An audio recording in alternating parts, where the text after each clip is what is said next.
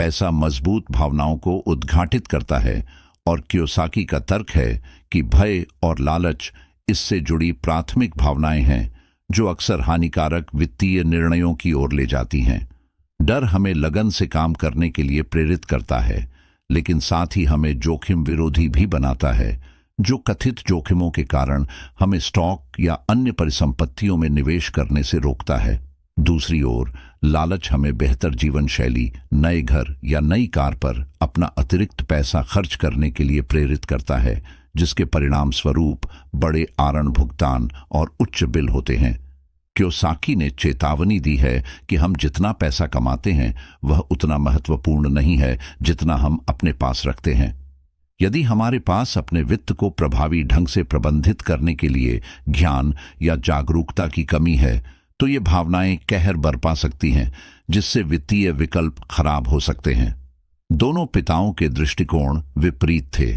जबकि रॉबर्ट के उच्च शिक्षित पिता, जिनके पास कई डिग्रियां और पीएचडी हैं, ने उन्हें लगन से अध्ययन करने और एक स्थिर नौकरी हासिल करने की सलाह दी, वहीं माइक के पिता, जिन्होंने 8वीं कक्षा पूरी नहीं की थी, ने उन्हें अंततः एक उत्कृष्ट कंपनी हासिल करने के लिए कड़ी मेहनत करने के लिए प्रोत्साहित किया। अपने मतभेदों के बावजूद दोनों के पिता मेहनती, बुद्धिमान और शिक्षा को महत्व देने वाले थे। उनकी असमानता पैसे के बारे में उनकी धारणाओं में निहित है। रॉबर्ट के पिता का मानना था कि पैसे पर निर्भर रहने से दुख होता है, जबकि माइक के पिता पैसे को खुशी का अभिन्न अंग मानते थे। नतीजतन रॉबर्ट के पिता, जिन्हें किताब में गरीब पिता के नाम से जाना जाता है, लगातार आर्थिक रूप से संघर्ष करते रहे, जबकि माइक के पिता हवाई के सबसे धनी व्यक्तियों में से एक बन गए और कहानी के अमीर पिता बन गए। जबकि वित्तीय साक्षरता महत्वपूर्ण है, औपचारिक शिक्षा शायद ही कभी धन सृजन के लिए आवश्यक ज्ञान प्रदान करती है। कियोसाकी का समाधान सरल लेकिन गहरा है। अगर हम सीखना चाहते हैं तो हमें वित्त के क्षेत्र में खुद को शिक्षित करने की जिम्मेदारी लेनी होगी। रिच डैड पुअर डैड के लेखक रॉबर्ट कियोसाकी का लक्ष्य सभी को वित्तीय सलाह प्रदान करके समान अवसर प्रदान करना है। उनकी अपनी वित्तीय यात्रा 9 साल की उम्र में शुरू हुई। हवाई में एक मध्यम वर्गीय पृष्ठभूमि के साथ पले बढ़े। उन्हें स्कूल में वंचित महसूस हुआ क्योंकि उनके अमीर दोस्त उन चीजों का खर्च उठा सकते थे जो वह और उनके दोस्त माइक नहीं खरीद सकते थे। इस अंतर को पाटने के लिए वे अपने अपने पिता से मार्गदर्शन प्राप्त करने के लिए वित्तीय ज्ञान प्राप्त करने की खोज में निकल पड़े। ऐसा क्यों है कि भले ही कई व्यक्तियों के पास उन्नत शिक्षा है और वे लगन से काम करते हैं, फिर भी उन्हें वित्तीय संघर्ष का सामना करना पड़ता है। ज्ञानवर्धक पुस्तक रिच डैड पुअर डैड में लेखक धन के दायरे पर प्रकाश डालता है और व्यावहारिक वित्तीय शिक्षा और प्रभावी धन प्रबंधन के महत्व पर जोर देता है। पाठ पीढ़ीगत धन, पूंजी वृद्धि, संपत्ति, देनदारियों और नकदी प्रवाह के बारे में पारंपरिक मान्यताओं को चुनौती देने के इर्द गिर्द घूमते हैं। अनिवार्य रूप से यह हमें पैसे के प्रति अपने दृष्टिकोण पर पुनर्विचार करने के लिए मजबूर करता है और हम इसे अपने लाभ के लिए कैसे उपयोग कर सकते हैं। यह सारांश संक्षेप में उन प्रभावशाली हस्तियों की पड़ताल करता है जिन्होंने धन निर्माण और वित्तीय स्वतंत्रता प्राप्त करने के लिए क्या करें और क्या न करें का निर्धारण करने में कियोसाकी की सहायता की। इन आंकड़ों को केस स्टडी के रूप में उपयोग करते हुए वह 5 आवश्यक अंतर्दृष्टि प्रदान करते हैं। इनमें पैसे और भावनाओं के बीच परस्पर संबंध, वित्तीय बुद्धिमत्ता का महत्व और हमारे वित्तीय आईक्यू को बेहतर बनाने के 3 तरीके शामिल हैं। इसके अतिरिक्त वह हमें देनदारियों से परिसंपत्तियों को अलग करने के बारे में शिक्षित करते हैं और देनदारियों को कम करते हुए परिसंपत्तियों में निवेश के महत्व पर जोर देते हैं। अंत में वह कराधान के दायरे, निगमों की शक्ति और वित्तीय शिक्षा में निवेश के स्थायी मूल्य पर चर्चा करता है। आप वित्तीय जोखिम को कैसे समझते हैं? संभावित दीर्घकालिक लाभों के बावजूद अक्सर पैसा खोने का डर हमें स्टॉक या अन्य परिसंपत्तियों में निवेश करने से रोकता है। इसके विपरीत लालच हमें अपने अधिशेष धन को विलासिता पर खर्च करने के लिए प्रेरित करता है। जिससे हम पर आरण भुगतान का बोझ बढ़ जाता है और खर्च बढ़ जाता है। कियोसाकी सलाह देते हैं कि हम अपनी भावनाओं को अपने कार्यों को निर्देशित करने के बजाय गंभीर रूप से सोचने के लिए नियोजित करें। अपनी वित्तीय बुद्धिमत्ता में सुधार करके हम अपनी तर्क संगतता बढ़ा सकते हैं और अपने पैसे का प्रबंधन करते समय भावनाओं के प्रभाव को कम कर सकते हैं। परंपरागत रूप से हम में से अधिकांश लोग पढ़ाई करने, नौकरी हासिल करने और अपना शेष जीवन पैसे के लिए काम करने में बिताते हैं। हालांकि हमारे पास इस बारे में मार्गदर्शन की कमी है कि पैसे को हमारे लिए कैसे काम में लाया जाए। रिच डैड पुअर डैड वित्तीय सुरक्षा और धन के संदर्भ में पर्याप्त ज्ञान अंतर पर प्रकाश डालता है। अमीर लोग अपने बच्चों को धन प्रबंधन के बारे में शिक्षित करने के इच्छुक होते हैं, जबकि निम्न और मध्यम वर्ग के लोग अक्सर अपनी संतानों के साथ इस बातचीत की उपेक्षा करते हैं। यह निराशाजनक है कि कड़ी मेहनत के बावजूद हम में से कई लोगों को वित्तीय समृद्धि हासिल करना मुश्किल लगता है। कियोसाकी का सुझाव है कि हमारी शिक्षा में गायब हिस्सा सिर्फ यह नहीं है कि एक स्थिर आय कैसे अर्जित की जाए, बल्कि यह भी है कि एक बार जब हम इसे अर्जित करना शुरू कर दें तो उस आय का क्या करें। उन्होंने हमारी वित्तीय बुद्धिमत्ता को बढ़ाने के लिए 3 प्रमुख अवधारणाओं का परिचय दिया। सबसे पहले, वित्तीय रूप से साक्षर होने का मतलब संपत्ति और देनदारियों के बीच अंतर को समझना है।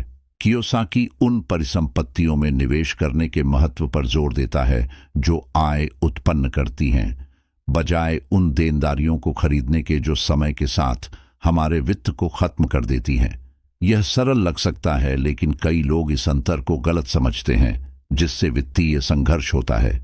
इस सलाह के आलोक में धीरे धीरे संपत्ति जमा करते हुए अपनी वर्तमान नौकरी को बनाए रखने की सिफारिश की जाती है। अनावश्यक देनदारियों और विलासिता से बचें जो आपके जीवन में वास्तविक मूल्य नहीं जोड़ते हैं।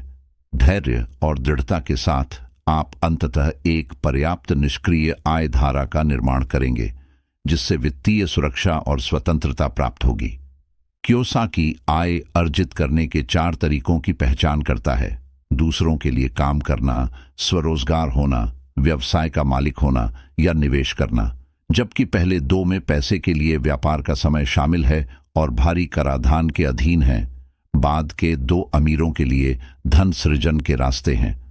अमीर लोग संपत्ति और निवेश से निष्क्रिय आय बनाने पर ध्यान केंद्रित करते हैं, जबकि कम संपत्ति वाले लोग मुख्य रूप से अर्जित आय पर भरोसा करते हैं। यह समझना महत्वपूर्ण है कि सच्ची संपत्ति हमारी संपत्ति, जैसे कि हमारा घर, कार या पेशेवर आय से नहीं मापी जाती है।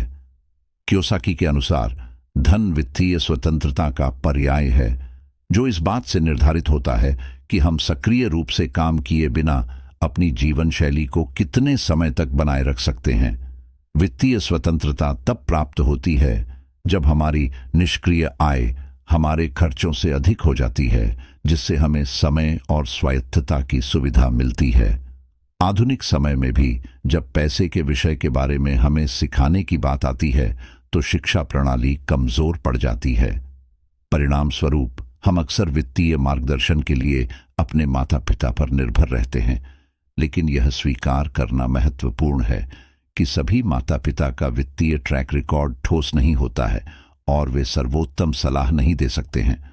कई माता पिता पुस्तक के पात्र पुअर डैड की तरह अपने बच्चों को स्कूली शिक्षा को प्राथमिकता देने और नौकरी सुरक्षित करने तथा तनख्वाह कमाने के लिए कड़ी मेहनत करने के लिए प्रोत्साहित करते हैं। हालांकि कियोसाकी के अनुसार इस दृष्टिकोण से आरामदायक आय हो सकती है, लेकिन धन निर्माण का रहस्य नहीं खुलता है। नकदी प्रवाह व्यक्तियों के लिए एक और आम चुनौती है।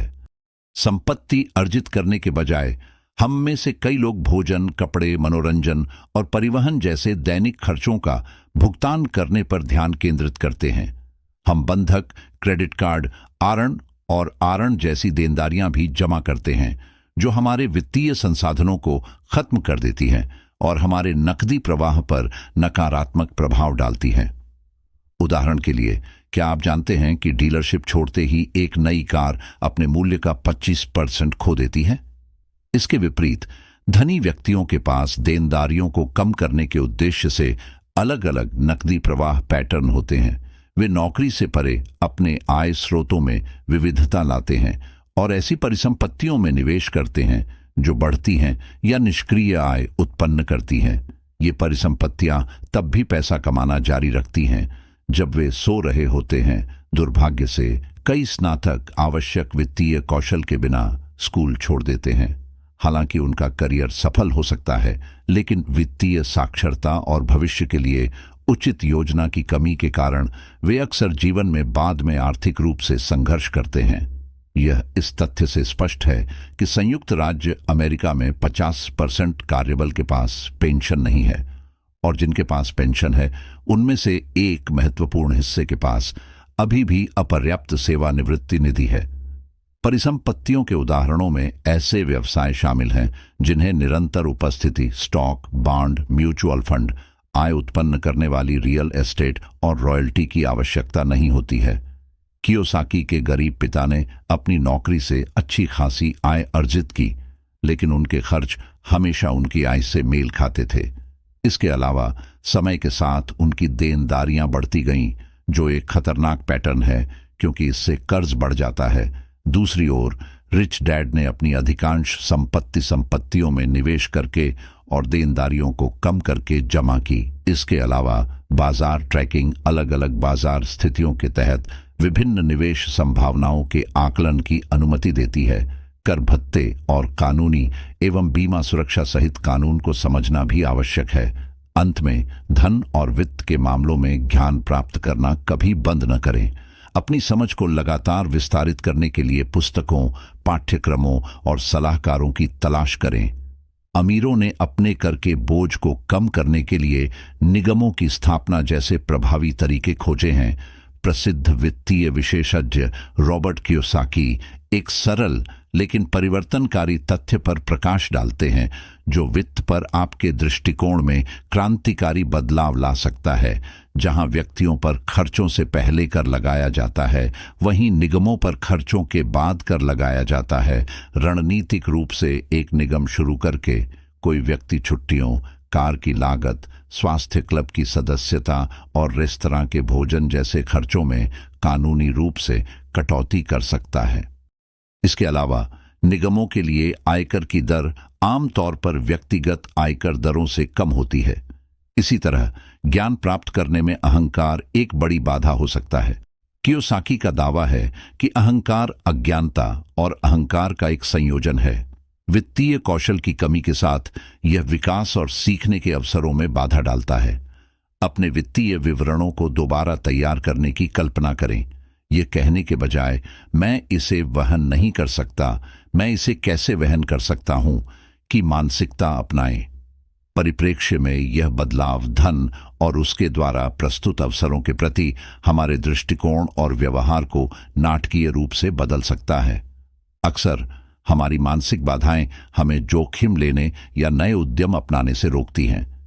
रिच डैड पुअर डैड हमें हमारी वित्तीय शिक्षा में निवेश के महत्व पर जोर देते हुए इन बाधाओं को पहचानने और उन पर काबू पाने का महत्व सिखाता है।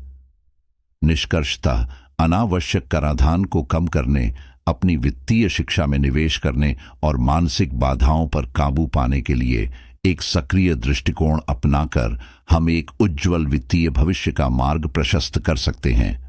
आइए हम धन सृजन की अपनी वास्तविक क्षमता को उजागर करने के लिए रिच डैड पुअर डैड द्वारा प्रदान की गई शानदार रणनीतियों और प्रेरक ज्ञान को अपनाएं। कियोसाकी के अनुसार वित्तीय बुद्धिमत्ता विकसित करना हम सभी की पहुंच में है।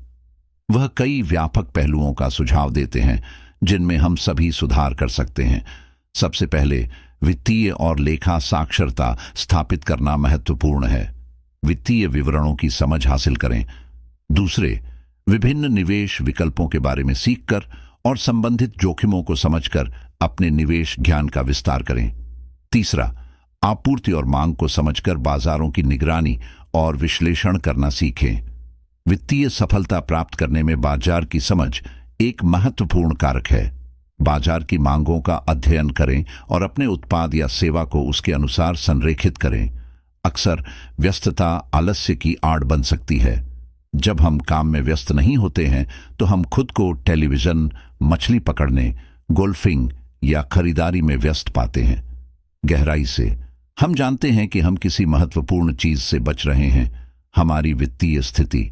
संक्षेप में कहें तो कम भाग्यशाली लोग कमाते हैं, कर चुकाते हैं और फिर खर्च करते हैं।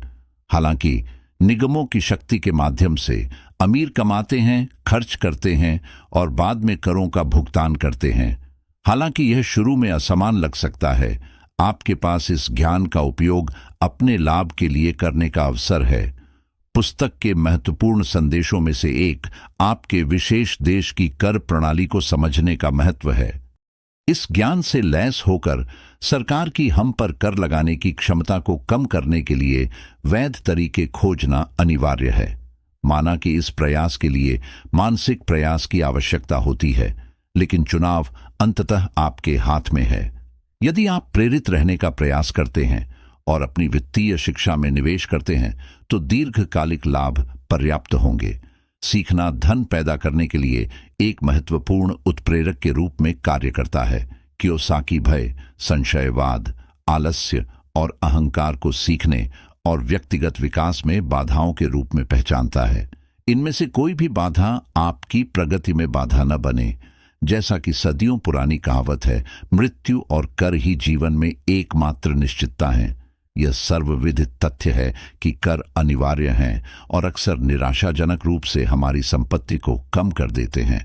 हालांकि यह आश्चर्य की बात है कि कितने कम व्यक्ति अनावश्यक कराधान को कम करने के लिए पहल करते हैं। अनायास धन की धारणा एक भ्रांति है और इस बात पर जोर देना जरूरी है कि रिच डैड पुअर डैड कोई त्वरित समाधान या कड़ी मेहनत से सुविधाजनक मुक्ति नहीं है। इसके विपरीत यह पुस्तक समृद्धि प्राप्त करने के लिए परिश्रमी प्रयास के महत्व पर जोर देती है। हालांकि यह हमें पैसे कमाने के साधन के रूप में कड़ी मेहनत के संबंध में हमारे पूर्ववर्तियों की पारंपरिक शिक्षाओं से परे सोचने के लिए प्रोत्साहित करता है। इसके बजाय ये हमें केवल मौद्रिक लाभ के लिए जीवन भर मेहनत करने से मुक्त करते हुए अपने पैसे को हमारे लिए काम करने की कला का पता लगाने के लिए प्रेरित करता है। फिर भी मानसिकता में यह बदलाव सहज नहीं है। रिच डैड पुअर डैड महत्वपूर्ण संदेश देते हैं कि वित्तीय स्वतंत्रता प्राप्त करने के लिए व्यापक सीखने, विविध दृष्टिकोण अपनाने, पैसे के साथ हमारे भावनात्मक संबंधों को प्रबंधित करने और कराधान और कॉरपोरेट गतिशीलता जैसे जटिल विषयों के बारे में ज्ञान प्राप्त करने की आवश्यकता होती है। शायद सबसे बड़ी चुनौती उन मानसिक बाधाओं को त्यागने में है जो हमारे वित्तीय अवसरों में बाधा बनती हैं। इसलिए आइए हम पारंपरिक सोच से आगे निकलें और धन और अपनी वित्तीय संभावनाओं के बारे में अपनी धारणा को नया आकार दें। वित्तीय स्वतंत्रता प्राप्त करने के संभावित पुरस्कार अथाह हो सकते हैं।